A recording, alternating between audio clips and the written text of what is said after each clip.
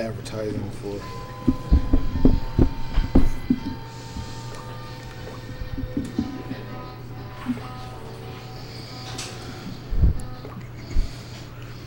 We're good, Brian. Good evening. This is Talk with the People.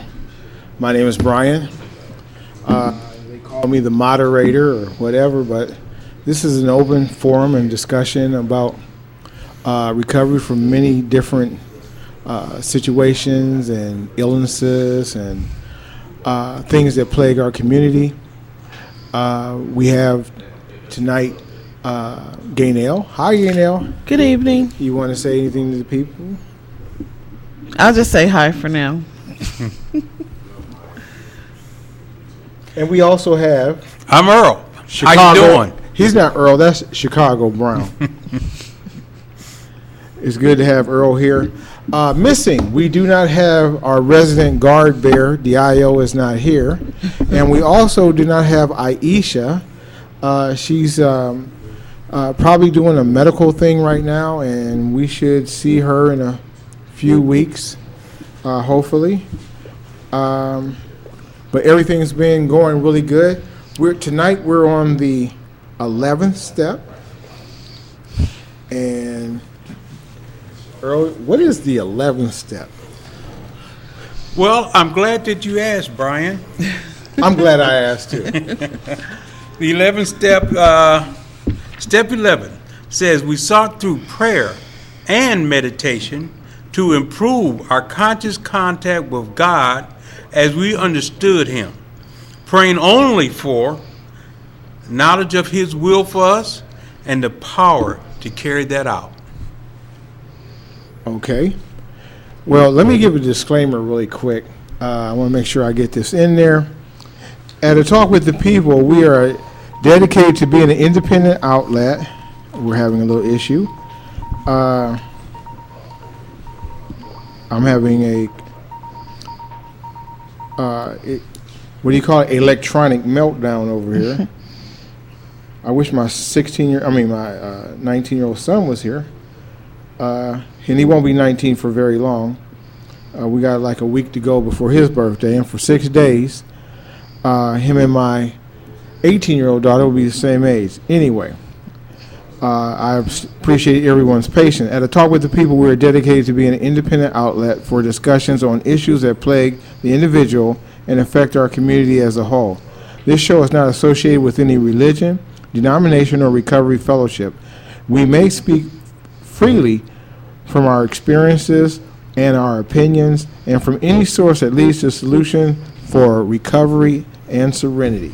Okay, now let's try to get things rolling here. Anybody want to speak on what the 11th step means to them? I'll just throw that out there. I mean, what does it mean to you? Conscious contact and prayer and meditation. There's a lot to go on. Yeah, there is a lot to go on with that. I always feel like with this step, to truly embody the full concept of this step, it's almost close to a Zen-like state of being, to where it's almost perfect to really fully work this step. Thankfully, this program doesn't expect me to be perfect, and it realizes that I'm not a saint, and it's going to be an issue of progress rather than perfection, especially when it comes to this step, because like I said, by the time I get here, if I'm fully embodying what this step is asking me to do, I'm almost perfect, and I'm never going to be that. So I'm glad it gives me some room for error and some wiggle room with that. I'm glad you said the Zen-like thing, meditating and praying and all that. Let me read the 11th step prayer. Lord, make me a channel of thy peace, that where there's hatred, I may bring love, that where there's wrong, I may bring the spirit of forgiveness, that where there's discord, I may bring harmony, that where there's error, I may bring the truth, that where there's doubt, I may bring faith, That where there's despair, I may bring hope. That where there are shadows, I may bring light. That where there's sadness, I may bring joy. Lord, grant that I may seek rather to comfort than to be comforted. That's deep. To understand than to be understood. To love than to be loved. For it is by self forgetting that one finds, it is by dying that one awakens to eternal life. Amen. You know, there's a few things on there I would like to skip, like talking about dying, but when you, Earl, have you had the occasion to walk into a room without saying anything, and there's some discord, and you not saying anything sometimes bring a little peace to the room? Or, you know, basically what I'm really trying to say is when we start praying and meditating and we stay grounded in the 11th step prayer, you know, or in the 11th step, that we affect other people. You know, we can affect a whole room full of people when we, you know, just walk in there, and it's like when Madeira said, "Peace, be still," you know, and she wasn't, and she pulled out her piece. Well, you know, the other kind of peace, P-E, you know, instead of P-I, can bring peace to situations.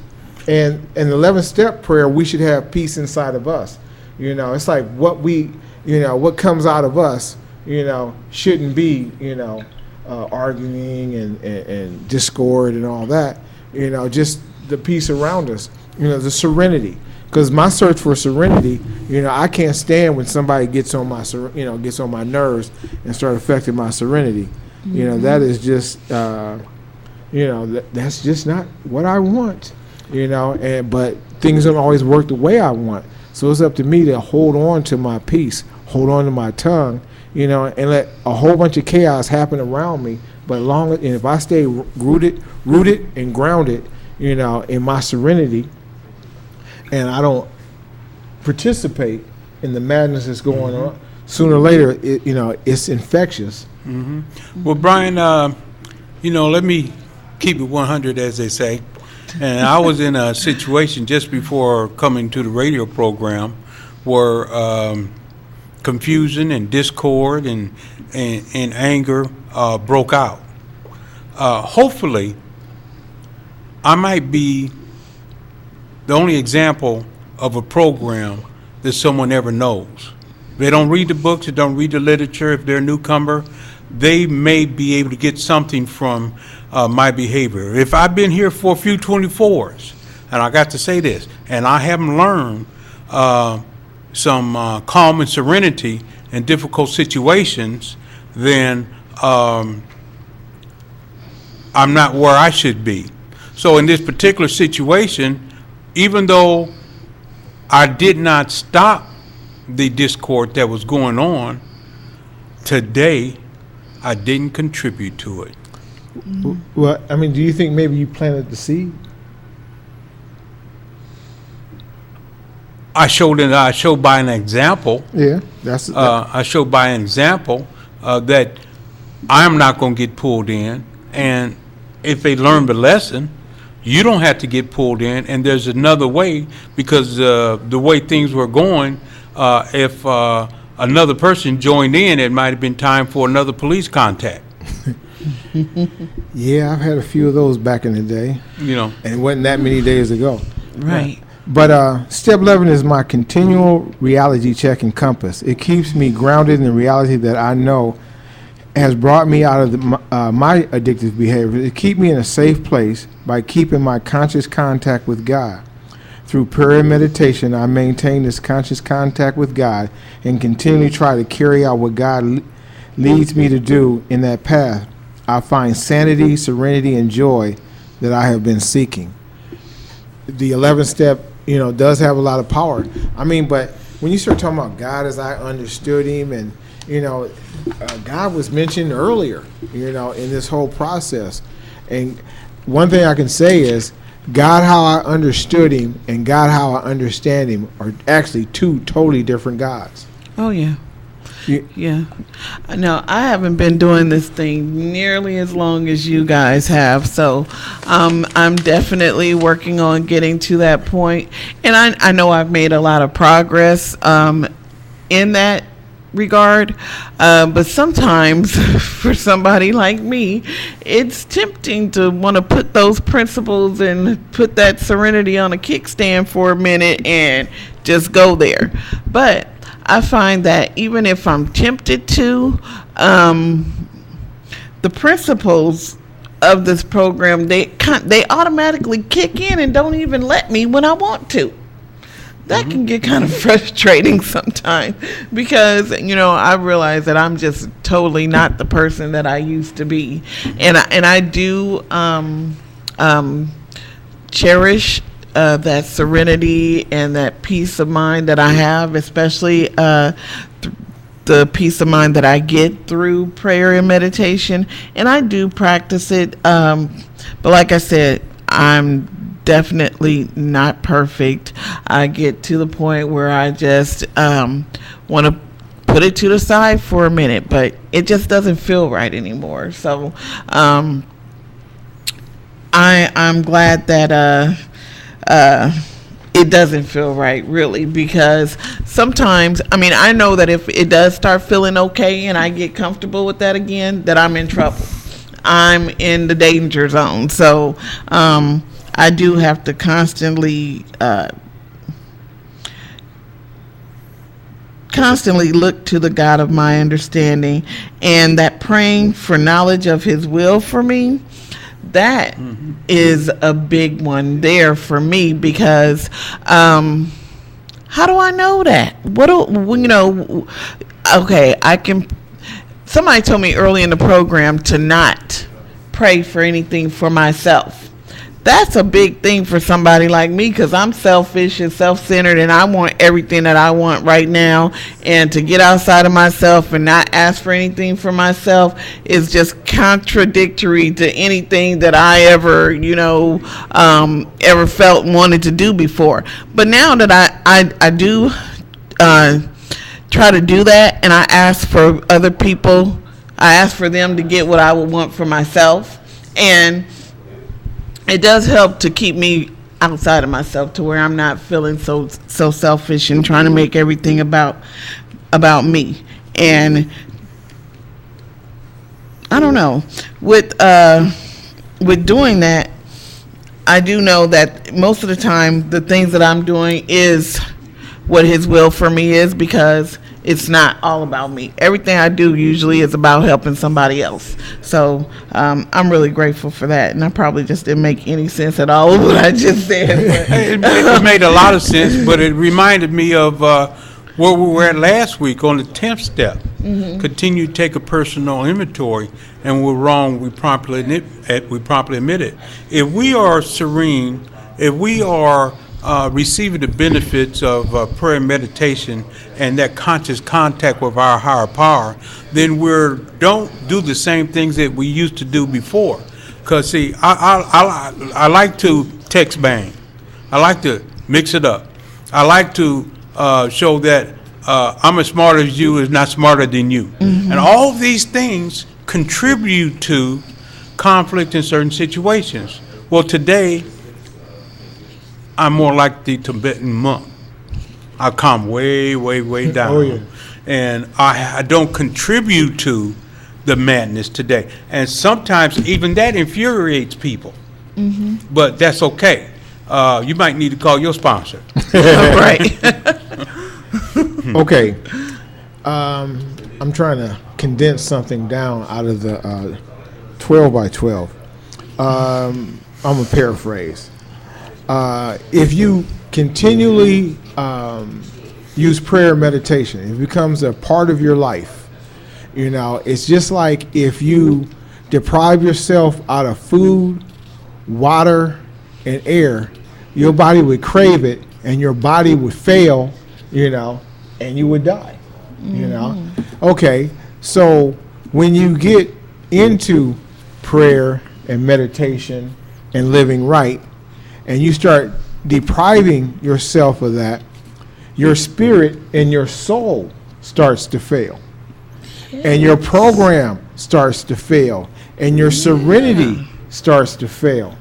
So it's like, okay, what, do I skip it? No, but you need it. But once you start, you will feel the need to continue with it, And I'm not trying to get anyone to become religious.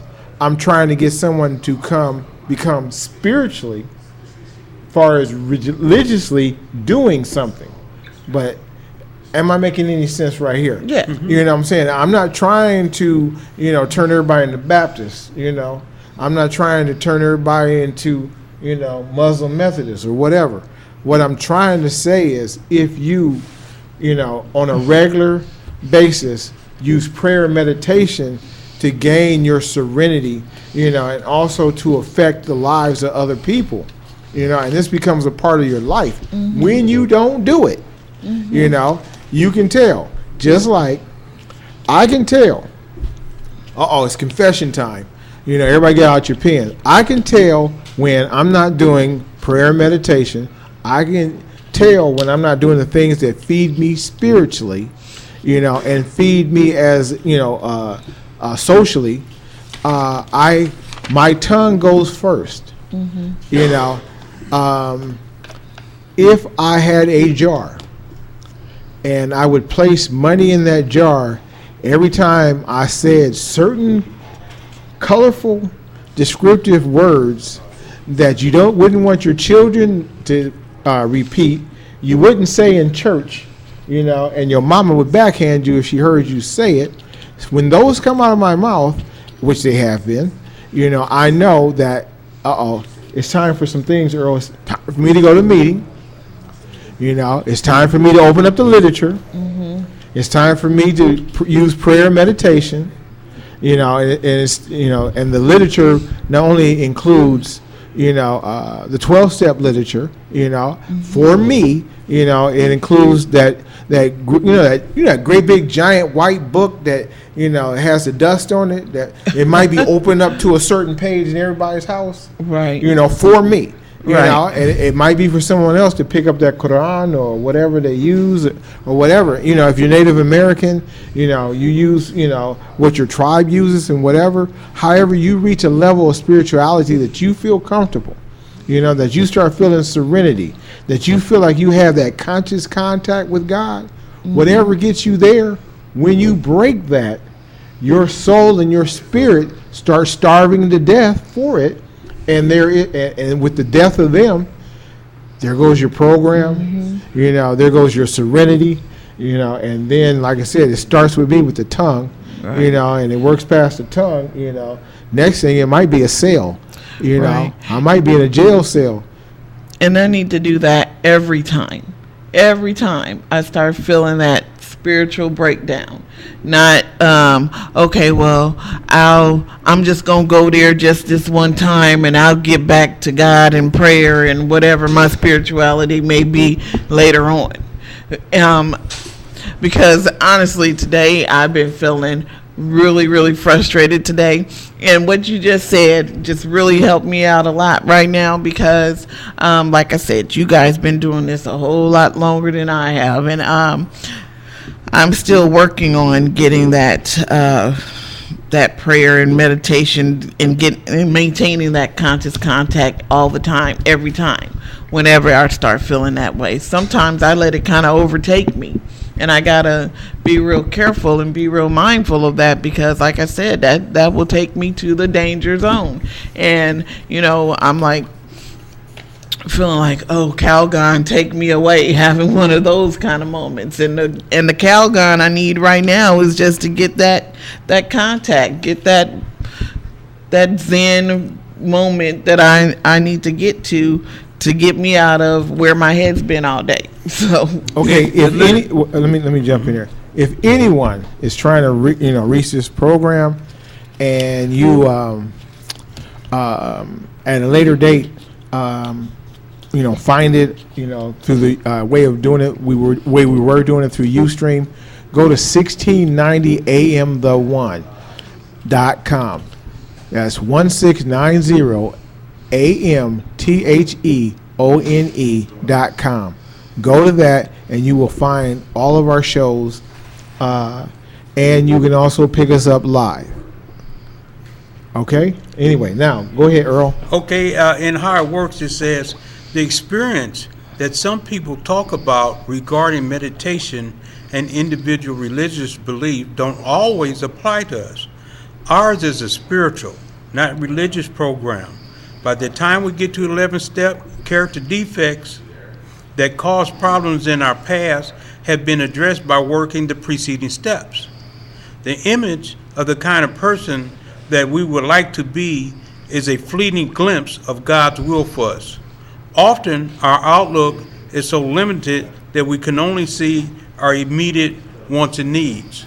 But as we continue to grow in our spirituality through the use of prayer and meditation, our conscious contact with our higher power does get improved, and we get to be more in line. Mm-hmm. And the more I'm in line with the higher power in the universe that I live in, the more I'm in sync and the less I cause discord. I don't want to cause discord in the universe. I've gone green. Uh-oh. Yeah. I'm careful about my carbon footprint.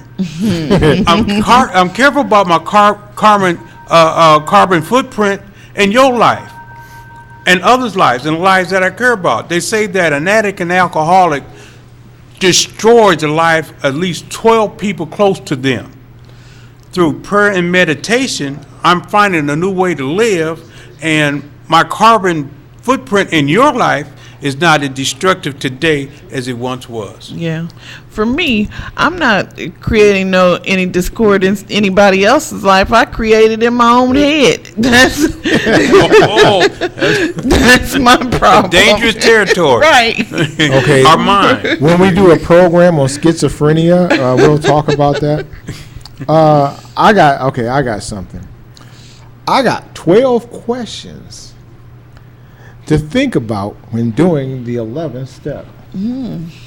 Are we ready? Okay. Question number 1. Everybody at home, write these down. On awakening, do you think about the 24 hours ahead and consider your plans for the day?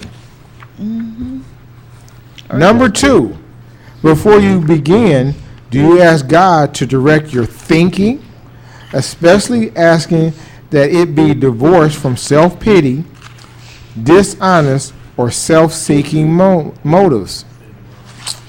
Number 3, do you refrain from making requests for yourself only, except in cases where others may be helped?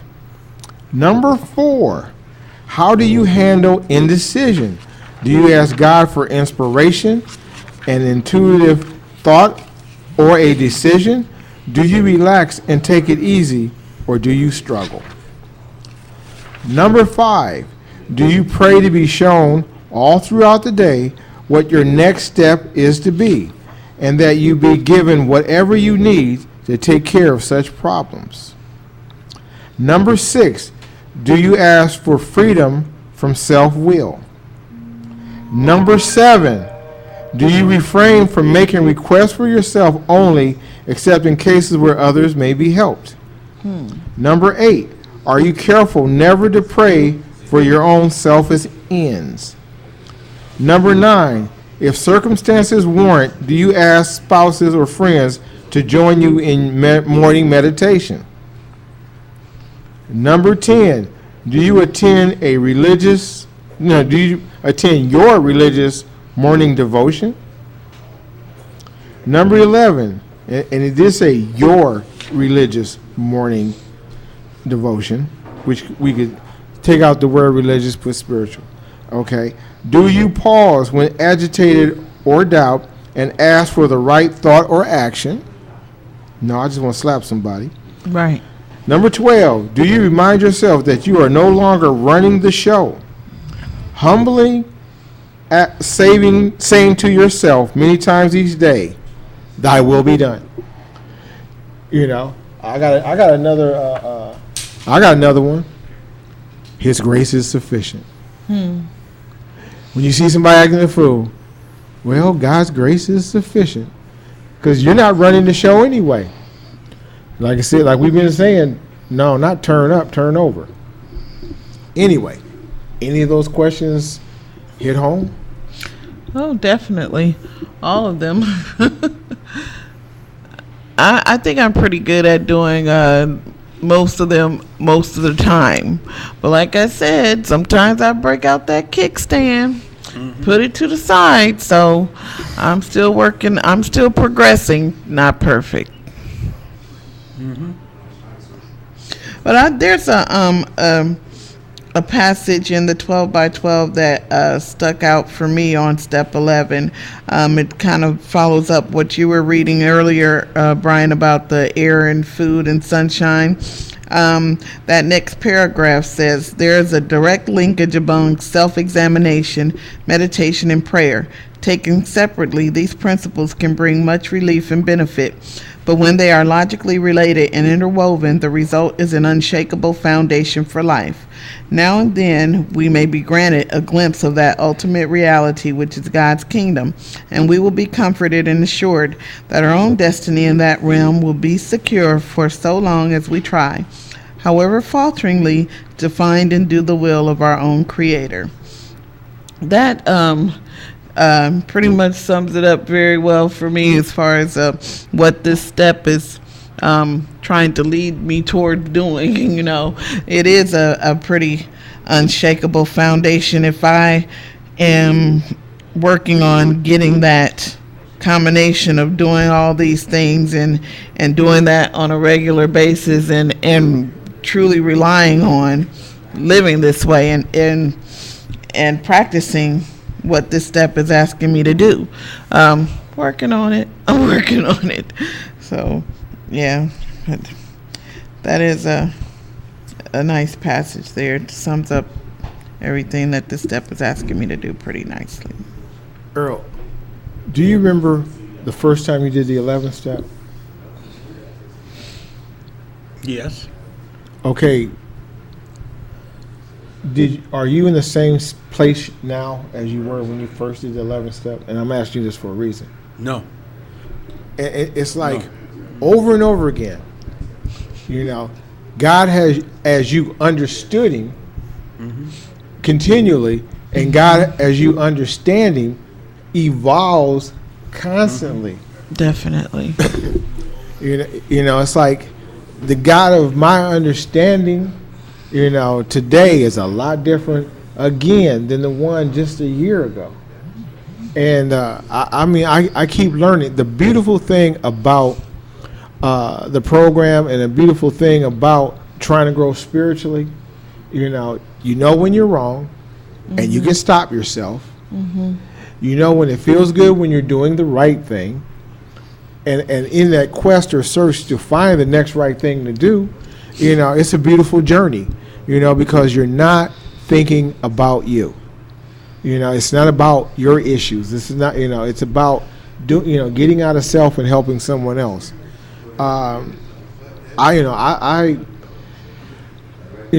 rushed through the 12 steps, you know, because I wanted to have these achievements, you know, these medal of Brian's achievement. And it was kind of selfish, you know, trying to make it through the 12th step. But, you know, it took, you know, the second or third time for me to really realize, you know, I got to soak this stuff in, live this stuff on a regular basis, and I should rejoice, you know, every time I look at it, you know, that I can pull something out that will benefit somebody else.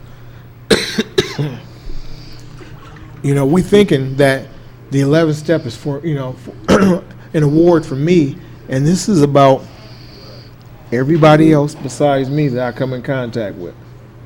This ain't about me. Anyway, you know, I don't know. I just seen so many people just successfully believe that once they made it through, that, you know, through the 12 steps, that they have graduated and now they no longer have to practice. And I don't see, if you read this, you know, how it is even possible to believe it. Yeah. Because this is a continual evolving, of who you are spiritually. The 11th step. I don't pray enough. I got to do more, and we all fall short. Brian, the Step Worker Guide says about God's will, the knowledge that has been building in us as we prayed and meditated is the essence of God's will for us. The whole purpose of prayer and meditation is to seek knowledge of a higher power's will for us, and of course, the power to carry that out. But the first thing to do is to identify the purpose for our lives. And I don't know, Brian, but I think I do know that early in recovery, before we had worked on understanding and knowing through prayer and meditation what God's will for us, we didn't focus on what God's will for us. Our whole purpose was in using and finding ways and means to use more. That was our purpose. But as we get into the program and we learn some things, I'm sure that as God's will gets revealed to us, and that's another phrase that is said, more shall be revealed, which means that right now I may not see everything, but in time, more will be revealed, and that vision for me will become clear. I don't know exactly what Gaynell does today, somewhat what Brian does today, but I know for a fact whatever I do today was way off the radar before I stopped using.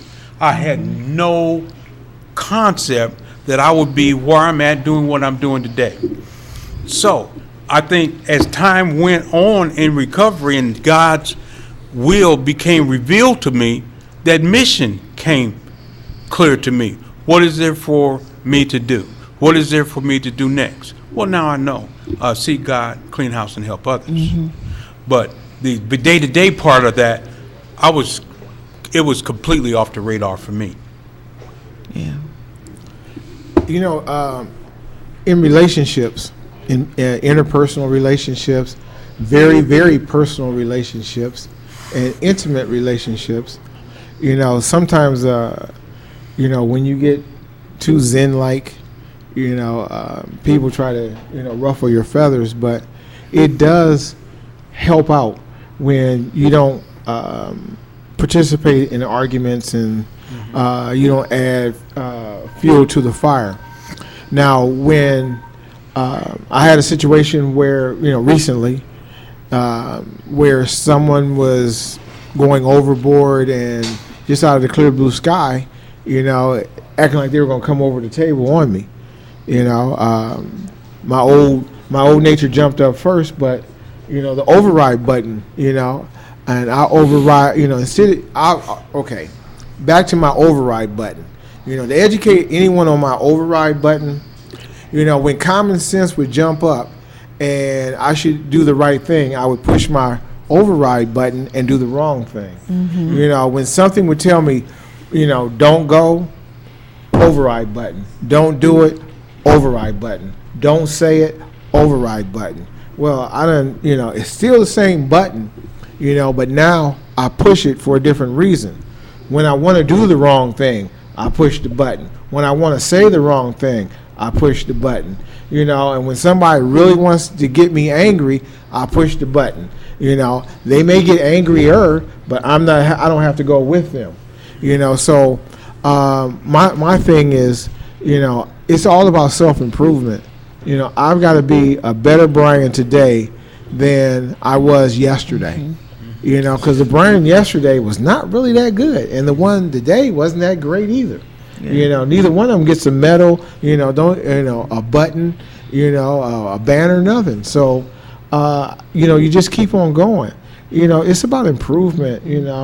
It's about anything other than perfection, which you never reach. But it's always reaching for it, but you never get it. We must be better, and we must do better. That's That's what I'm trying to do. Is be a better Brian.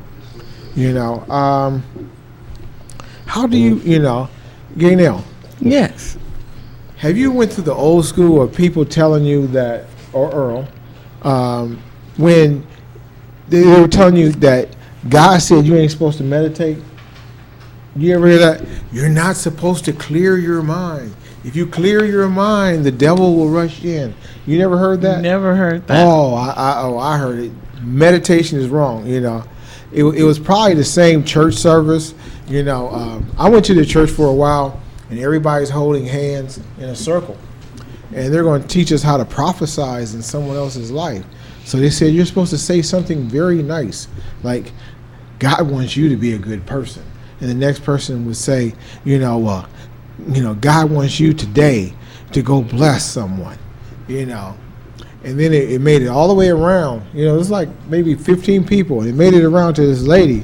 And she said, well, God told her that there was a spirit of masturbation in the room.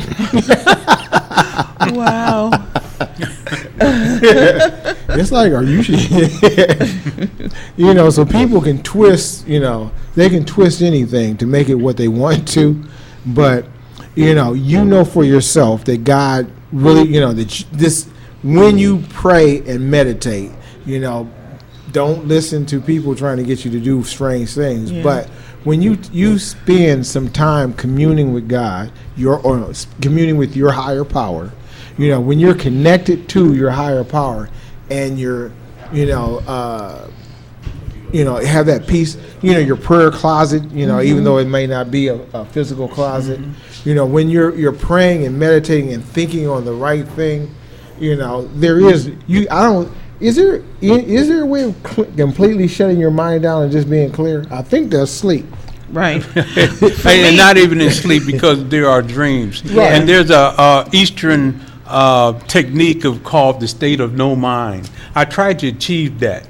I only had half of mine, but the state of no mind, where you have the total absence of thought, I don't know. But to me, prayer this is what he explained it, is when I take time to talk to God. Meditation is when I'm quiet and allow God to talk to me. Right. That's not a total zero. I hope it's nothing, because I do want God to speak to me and make some things clear and help to give me some guidance and understanding. So, prayer is when I talk to God, and meditation is when I'm still and I allow God to speak to me. Wait a minute, would you guys hear me? It was the what of no mind? What? The state of no mind. State of no mind. State of no mind is when I put a crack pipe up to my mouth and hit it. The state of no mind when I would drink a half pint of Bumpy Face in 3 swallows. The state of mind, no mind, is when I sold the kids Christmas present and they had to have Christmas in January because I ruined Christmas. Hey, y'all can't come home from grandma's house until January 3rd when the welfare checks come out again. That was the state of no mind. I agree with that. I don't know. That was just me. Right. Yeah. Y'all know I'm gonna have fun with this. I am not gonna be in recovery and not have fun. And there's so many. It speaks in the literature. There's so many. There's many different ways of viewing prayer and meditation as there are addicts in the world. Right. Okay. So keep it simple. Just keep it simple, and pray to God of your own understanding, and be still and allow Him to speak to you. The prayer part, I got down pretty well. Know how to pray. Not so much into the sound good prayer, and you use the big fancy words and you draw it all out. I keep my prayers pretty simple. The meditation part, when I first came into the program, I wasn't quite sure how to do that. I wasn't really understanding what do I need to do to really get that connection and get the meditation part going on. But then I saw something that made a lot of sense to me as far as how to meditate. And it was basically just like you were saying, having that quiet time and allowing God to speak to me. And a lot of times He talks to me in my own voice, where I know that when I'm hearing him, when I get that conversation with myself going on in my own head, and I hear that thing that tells me what the right thing is to do, that's pretty much when my God is speaking to me at that point. I in in me trying to establish, that moment of where I feel oneness with God, prayer or meditation, whatever, through either one.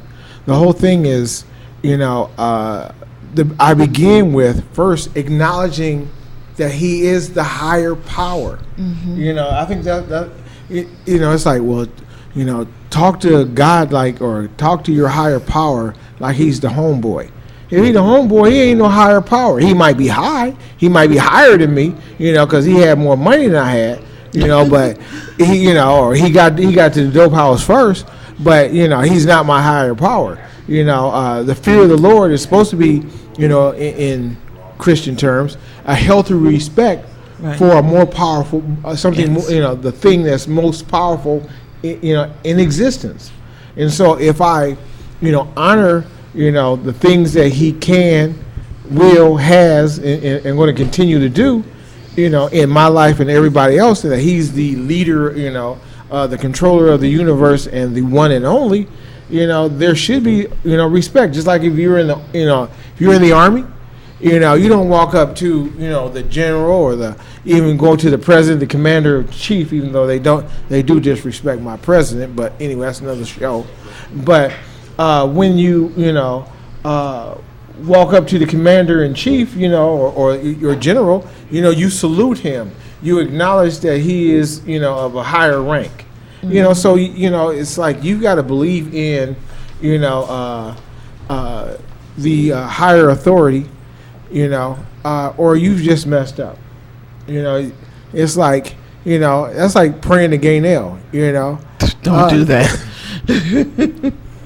It's like, Gaynell, what I want for Christmas is my 2 front teeth. Can you make them grow? No. Not happening.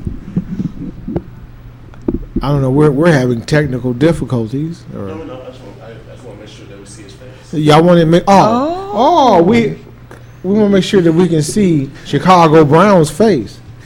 I need to be seen clearly on radio. Hey, the most handsome man in radio today.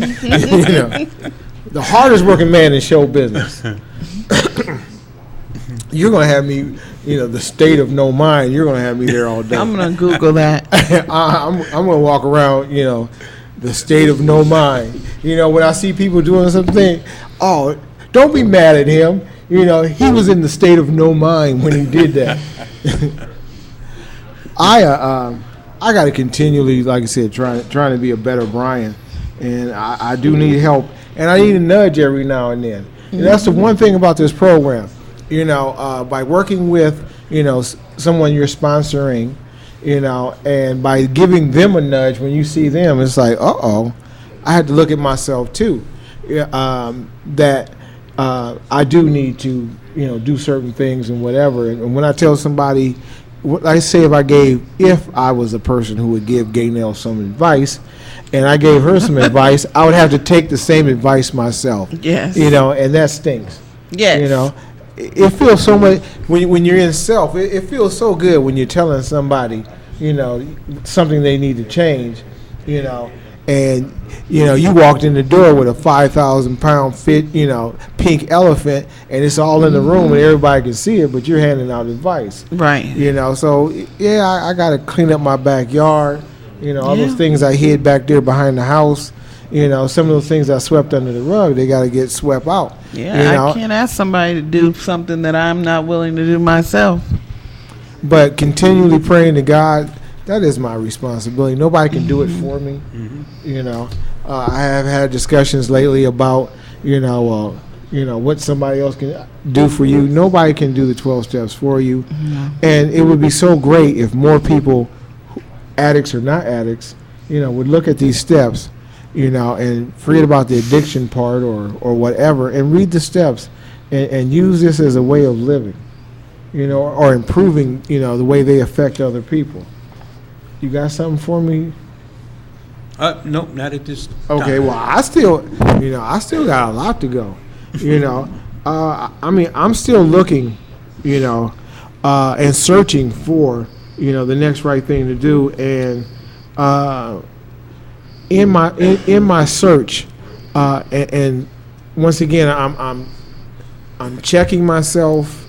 I'm trying. What did I do wrong? Who did I harm? How do I no longer harm people in that manner? It never, it has not failed me yet. I know for a fact, Earl, that there are issues that I still suffer from, and with that, with the prayer and meditation, it just exposes things. And what I've been I'm saying all that to say this: do you know why some of us don't use a bunch of prayer and meditation? Why, Brian?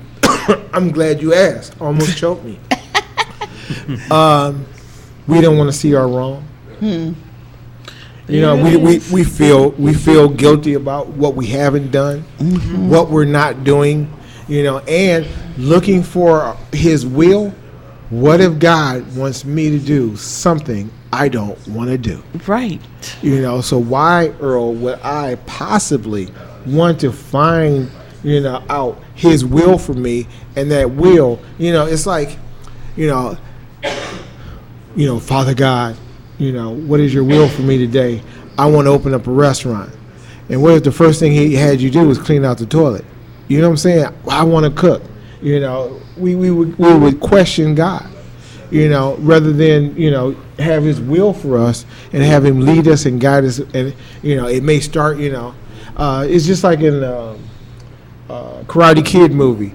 Gaynell, you remember wax on, wax off? Right. He hated every second of wax on, wax off. But when he started getting his butt kicked, he was wax on and wax off, blocking them punches. Right. But it's always not, apparent to us why we have to do certain things. Yeah.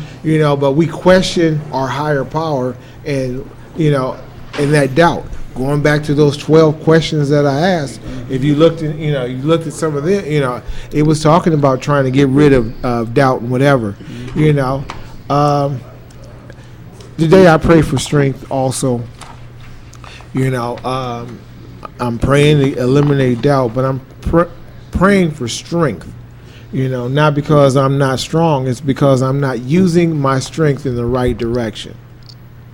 I could do some more, deep knee bends and some, and picking up that 500-pound 12-step book and that 1,000-pound Bible, and open up those, 100-pound pages and go through it, more than what I am, and I like I said, I can feel it, because like I said some words that, I wouldn't, say in Sunday school. Yeah. Everybody's so quiet. Well, this for me, this is like I was saying before, if we get anything close to the full embodiment of what this step is really asking us to do, we would be pretty much saints. And I think sometimes, me personally, I'm like, well, shoot, if I'm a saint, where's the fun in that? Who wants to, that's just no. But really, when you're practicing this program the way it's meant to be done, I'm finding that I'm having more joy and fulfillment out of my life than I ever have before. And being that bad girl and causing that discourse and chaos in life is just not really where I would want to be. But breaking out of that habit and out of that way of living and out of that way of thinking is definitely something to be worked on. That's definitely a lifelong journey to get to that point where I'm feeling like that, okay, I know this is what God's will for me is to be of maximum service to someone else, and not to make it all about me, and not to have that need to create such chaos. Because really, like I said before, when I'm feeling that way and I'm creating chaos in somebody else's life and I'm emanating that from me, it's because I got it going on in my own head, in my own life. And the closer I get to having that serenity in my life, the more I'll be able to give it to somebody else, to give it away to somebody else, to where I'm trying my best to carry out God's will for me. And I know that God's will for me is to be of service to other people and not to make it about me. But me, being the selfish and self-centered person that I am, wants to, like I said, put that to the side and make it all about me. And say, forget that person, this is about me right now. But when I get that way, I found that when I operated on that way of living, when I was making it all about me, the more selfish I was, the less I had. I really had nothing spiritually, materially. I had nothing. Now that I try to do my best at being of maximum service to other people, I find the more that I do that, the more I do have to share, spiritually, materially, and otherwise. Sometimes, even though I do share a lot, I still get to that point where, well, I'm giving all this to other people. What about me? What about me? But I got to really keep myself back from doing that. It's a process. It truly is a process, because, like I said, I'm a selfish person, but I'm trying to practice that principle of not making it so much And about it doesn't me. seem like in man's way of thinking that it's reasonable that if the more I give, the more I receive. Mm-hmm. That's a spiritual concept. Yes. But I agree with you, Gaynell, and sometimes the more I give, and if I don't see an instant return, because I generally have calculated the response, but that's when I'm not in my most spiritual self. Yes. When I'm in my more spiritual self, I give freely without even waiting for a thank you. Even give anonymously. And it's not with the purpose of this coming back to me fourfold, but the way the universe works, when I give so freely, it does come back to me in ways It that I would does. never imagine. It really does. So getting self out of the way, because that self-centeredness is what may have me thinking I done gave too much, or I should stop giving now. This is the limit. Well, there's something that says about forgiveness, 70 times 7. You can't. Can you ever really give enough? Well, I think you can, because I have to be careful. Because I was capable of the immature excursions into people pleasing. Yeah. So, and what I've learned to help me correct on that, you don't give till it hurts. Yes, Okay. exactly. But when you give freely of what you have and share of your knowledge, and it's not just not monetary, your time, and sometimes giving freely is just sitting down and listening, listening to others. And I think that our practice with meditation allows us to be able to sit and listen to others better than we used to before we found some recovery. Yeah. Because I didn't have 2 seconds for you. And I had to be careful with what you just said, giving until it hurts, and being careful not to give away too much, because when I start doing that, I start finding myself getting resentful, and then that starts building up and building up, and I find myself in trouble. That resentment will take me right back somewhere I do not want to be. So at that time, Gaynell, it seems to me like the prayer is the knowledge of God's will. God, is your will that I do this? Right. Or can I be doing it to a fault? Maybe my motives and my intentions are not correct, and that's why it's hurting and that's why it's bothering me.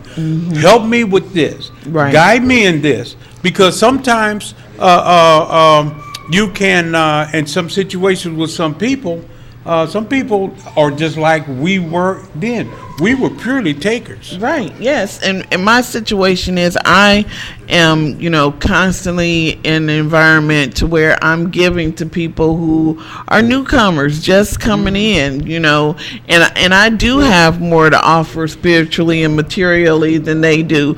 And they are takers right now. And I have it to Early on. give. But and that's just the way it is in that situation. But I have to always constantly remind myself of that and keep in mind where they at. You know what I mean? But because sometimes I'll get to the point where, well, dang, what's really going on? Why are they doing this? Well, but Gaynell, has the other side of ever come around when someone came back and said, Gaynell, thank you for loving me before I knew how to love myself? Yes. That's the beauty. Yes, it is. It is. That's the beauty. It of it. is. But Earl, what kind of giver does God love? A cheerful, Cheerful giver. giver. Okay, so before you I knew build the up answer those to that. resentments, you know I I was know. gonna come with that. Before you build up those resentments and getting mad because somebody needs or you gave too much and grumbling because then don't give it. Right. Motives. Remember I think that was somewhere in there. Let me give quickly a one-word overview of the steps we went through so far. Step 1 was powerlessness. Step 2 was hope. Step 3 was decision. Step 4 was inventory. Step 5 was confession. Step 6 was readiness. Step 7, ask God. Step 8, amends list. Step 9, amends. Step 10, inventory. And step 11, keep contact. That is, That was 2 words. yeah, it was 2 words. Just like ask God, amend list, whatever, but the rest of it. But moving through these steps, people report being increasingly in contact with someone, a person, rather than a philosophical higher power. When this change takes place, we often see miracles happen in their lives. After much fear of losing control, I guess that means when you remember in treatment they were telling you, if you can't think of God, make God the light bulb. I couldn't do the light bulb. Anyway, after much fear of losing control, they discover insight, wisdom, power, and the courage that they didn't have at all in 2 weeks before. At that point, many say, I surrender, I give up. They begin to communicate with God concerning what's happening to them. And that's when they are ready to receive the help of step 11. Although these changes happen for many people, they don't happen for all. Many work the steps and say saying in 12-step programs, yet somehow miss the whole thing about prayer and meditation. Most of the people who work good programs, however, are connected to God and do use prayer and meditation in some form. They use them as practical ways of learning who God is and what his will for them may be, as well as for learning useful truths about who they are and what they're to do in order to find happiness, guidance, peace, and continued growth. But mostly they pray because they feel gratitude, love, and a sense of awe that one with whom they are in contact is using his power to heal them. I like that. I like that. I like that. Maybe I should, I'm going to go home and read that to me again. But I'm also going to spread it. We're winding down here. We're running out of time, Earl. Okay.